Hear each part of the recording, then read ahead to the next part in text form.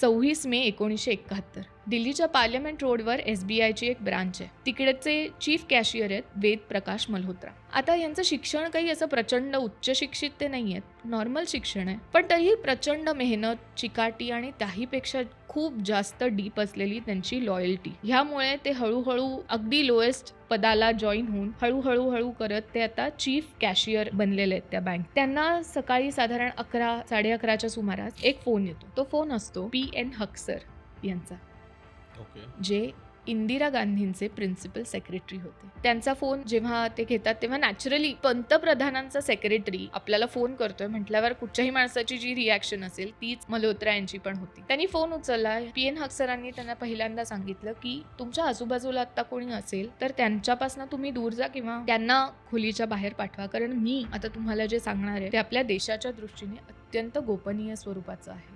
मल्होत्रा हे सांगितल्याप्रमाणे आपल्या आजूबाजूच्या लोकांना बाहेर पाठवतात. हक्सर त्यांना सांगतात की आम्हाला पुढच्या काही वेळामध्ये 60 लाख रुपये कॅशची गरज आहे. 1971 मधले 60 लाख. ऍक्च्युली ह्याबद्दलचा सगळा research me the scam that शुक इंडिया नावाच्या पुस्तकामधनं जे काही किंवा पब्लिक डोमेन मधल्या मटेरियलमधनं केलं. त्याच्यातनं मला ही एक खूप गोष्ट कळली की त्या 60 लाखची आज प्रेझेंट डे व्हॅल्यू इज 173 कोटी रुपये. बापरे. तर इतक्या रुपयाची कॅश घेऊन तुम्ही आम्ही सांगू त्या ठिकाणी जा, हे म्हटल्यावर जो पहिला ब्युरोक्रॅटिक प्रश्न कुठच्याही माणसाच्या समोर येईल तो हाच होता की मग ह्याच्या अगेन्स्ट तुम्ही काय चेक इश्यू करणार आहात, रिसीट इश्यू करणार आहात, ब्युरोक्रॅटिकली हे आपण कसं पुढे न्यायचं. त्यांचा थोडासा हा हेजिटन्स बघून ते म्हणाले की थांबा 1 मिनिट, मॅडम तुमच्याशी बोलतील.